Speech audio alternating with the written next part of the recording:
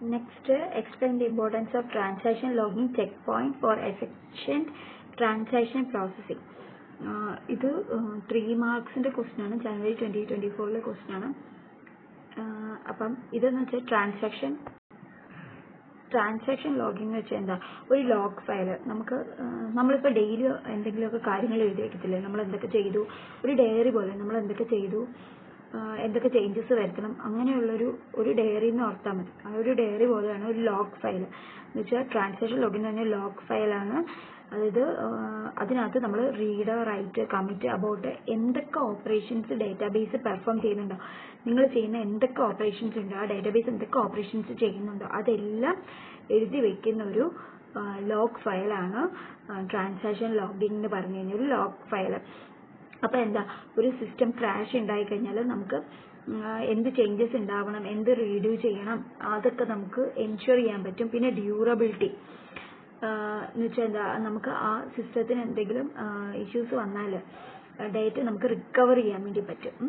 നമുക്ക് ഡേറ്റയെ system down ഒക്കെ ആയിക്കഴിഞ്ഞാൽ നമുക്ക് ഡേറ്റയെ നമുക്ക് റിക്കവർ ചെയ്യാൻ പറ്റും. പിന്നെ നമ്മൾ ഡീബഗിങ് ഒക്കെ ചെയ്തതിൻ്റെ ഒക്കെ ആണെങ്കിലും ഫുൾ റെക്കോർഡ്സ് കാണും. അത് ഓർത്താൽ മതി. Log file, read, write, commit operations കാണും. പിന്നെ എന്താ, സിസ്റ്റം ക്രാഷ് ആയാലും നമുക്ക് റീഡു അല്ലെങ്കിൽ അൺഡു ചെയ്തെടുക്കാൻ വേണ്ടി പറ്റും. പിന്നെ ഡ്യൂറബിൾ ആണ്. പിന്നെ ഡീബഗിൻ്റെ ഒക്കെ ഡീറ്റെയിൽസ് കാണും. ഈ ചെക്ക് പോയിന്റ് എന്ന് വെച്ച് കഴിഞ്ഞാൽ എന്നുവെച്ചാൽ നമ്മളുടെ ഓരോ പ്രോഗ്രസ്സും സേവ് ചെയ്യത്തില്ല, അതുപോലെ തന്നെ ഒരു റെഗുലർ ഇൻ്റർവെല്ലിൽ ഡേറ്റാബേസിൽ ഉണ്ടാകുന്ന എല്ലാ ചേഞ്ചസും അത് നമ്മൾ ഒരു നോട്ടായിട്ട് കാണും. അത് ലോഗിൽ ഒരു നോട്ടായിട്ട് കാണും. ഒരു ഡേറ്റാബേസിൽ ഉണ്ടാകുന്ന ഒരു റെഗുലർ ഇൻ്റർവെൽ, ഇപ്പോൾ ഒരു ടൈം ഡ്യൂറേഷൻ വെച്ചിട്ട് റെഗുലർ ഇൻ്റർവെല്ലിൽ എന്തൊക്കെ ചേഞ്ചസ് വരുന്നു, മെമ്മറി ഡിസ്ക് ഒക്കെ എന്തൊക്കെ ചേഞ്ചസ് വരുന്നു അതെല്ലാം ഒരു ലോഗായിട്ട് കാണും, ഒരു റെഗുലർ ഇൻ്റർവെല്ലിൽ. ഓക്കെ, അത് ഓർക്കുക. അപ്പോൾ എന്താ, ക്രാഷ് ഒക്കെ ഉണ്ടായിക്കഴിഞ്ഞാൽ നമുക്ക് റിക്കവറിക്കൊക്കെ വേണ്ടിയിട്ട് ഇത് ഹെൽപ്പ് ചെയ്യും. നമുക്ക് ഏത് ലാസ്റ്റ് ചെക്ക് പോയിന്റ് അപ്പം നമുക്ക് നോക്കാൻ വേണ്ടി പറ്റും. ഇപ്പോൾ ക്രാഷ് നടന്നത് യെസ്റ്റർഡേ 12 o'clock ആണെങ്കിൽ 12 o'clock ശേഷമുള്ളത് നമുക്ക് റിക്കവർ ചെയ്താൽ മതിയല്ലോ, ഫുള്ള് വേണ്ടല്ലോ. അപ്പോൾ ആ റെഗുലർ ഇൻ്റർവെല്ലിലുള്ളത് നമുക്ക് ഡേറ്റ എടുക്കാൻ പറ്റും. അപ്പം എന്താ, ലോഗ് ഫയലിൻ്റെ സൈസൊക്കെ റെഡ്യൂസ് ചെയ്യും. നമുക്ക് സ്കാൻ ചെയ്യാനുള്ള സൈസൊക്കെ മറ്റേതുപോലെ, അതായത് ട്രാൻസാക്ഷൻ ലോഗിൻ പോലെ ഫുള്ളൊന്നും സ്കാൻ ചെയ്യേണ്ട ആവശ്യമില്ല, നമുക്ക് ആവശ്യമുള്ള മാത്രം എടുത്തിട്ട് സ്കാൻ ചെയ്താൽ മതി.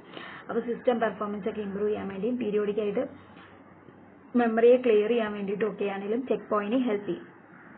അടുത്തത് 6 failures in transaction processing. Transaction പ്രോസസ്സിങ്ങിൻ്റെ 6 ഫെയിലിയേഴ്സ്. ഒന്ന്, ട്രാൻസാക്ഷൻ ഫെയിലിയർ എന്ന് വെച്ചാൽ എന്താ,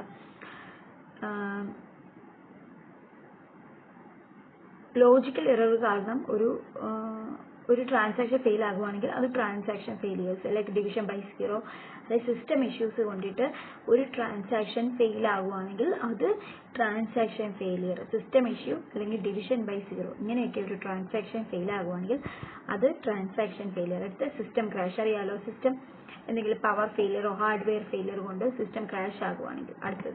അടുത്ത മീഡിയ ഫെയിലിയർ എന്ന് വെച്ചാൽ storage device, hard disk crash ഒക്കെ ആകുവാണെങ്കിൽ അത് media failure, storage device fail ചെയ്യുകയാണ്. കമ്മ്യൂണിക്കേഷൻ ഫെയിലിയർ എന്ന് വെച്ചാൽ ഒരു ട്രാൻസാക്ഷൻ നടക്കുമ്പോൾ ഹാഫ് വേ ആയിരിക്കുമ്പോഴത്തേനും ഒരു നെറ്റ്വർക്ക് ഇഷ്യൂ ഒക്കെ ഉണ്ടാകുവാണെങ്കിൽ, ഡിസ്ട്രിബ്യൂട്ടഡ് സിസ്റ്റത്തിൽ എന്തെങ്കിലും നെറ്റ്വർക്ക് ഇഷ്യൂസ് ഒക്കെ ഉണ്ടാകുവാണെങ്കിൽ അത് നമുക്ക് മീഡിയ ഫെയിലിയർ എന്ന് പറയും. അടുത്ത communication failure, media failure, communication failure. അടുത്ത ആപ്ലിക്കേഷൻ സോഫ്റ്റ്വെയർ എറർ.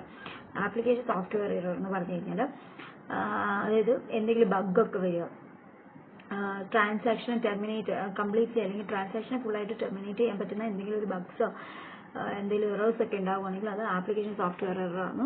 പിന്നെ ഡിസ്ക് സ്പേസ് എക്സ്ഹോസ്റ്റേഷൻസ് എന്ന് വെച്ചാൽ എന്താ, ഡിസ്ക് ഫുള്ളാവുക, അത് ആണ് ഉദ്ദേശിക്കുന്നത്, ഡിസ്ക് ഫുള്ളാവുക. അടുത്തത് സ്റ്റേറ്റ്സ് ഓഫ് ട്രാൻസാക്ഷൻ എത്ര സ്റ്റേറ്റ്സ് ഉണ്ട്. ഒന്ന് ആക്റ്റീവ് സ്റ്റേറ്റ്, ഞാൻ ഓൾറെഡി പറഞ്ഞായിരുന്നു, മറ്റേ 2 ഫേസിനത് ആക്റ്റീവ് സ്റ്റേറ്റ് വരുന്നുണ്ട്. ആക്റ്റീവ് സ്റ്റേറ്റ് എന്ന് പറഞ്ഞാൽ എന്താ, റീഡിങ് റൈറ്റിംഗ് ഓപ്പറേഷൻ നടക്കുന്ന സ്റ്റേറ്റിനാണ് നമ്മൾ ആക്റ്റീവ് സ്റ്റേറ്റ് എന്ന് പറഞ്ഞാൽ. പാർഷ്യലി കമ്മിറ്റഡ് സ്റ്റേറ്റ് എന്ന് വെച്ചാൽ